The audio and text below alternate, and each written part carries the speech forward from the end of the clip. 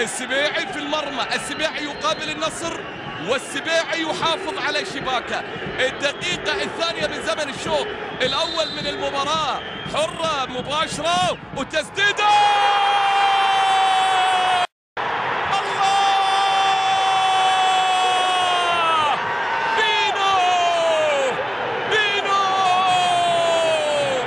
أسرع أهداف الجولة، أسرع أهداف الدوري السعودي، أسرع أهداف دوري زين. الهدف الأول الذي يهز الشباك الاتفاقية، الهدف الأول الذي يهز مرمى فايز السبيعي بعد دقيقتين. شوف كربات واحدة قوية على طول في التسعين الكولومبي اخوان بابلو بينو هو من سجل لموناكو، هو من يسجل للنصر الآن، هو من يفتتح التسجيل، وهو من ينال شرف هز الشباك الاتحادية في أسرع هدف في دوري زين بعد مرور حوالي دقيقتين.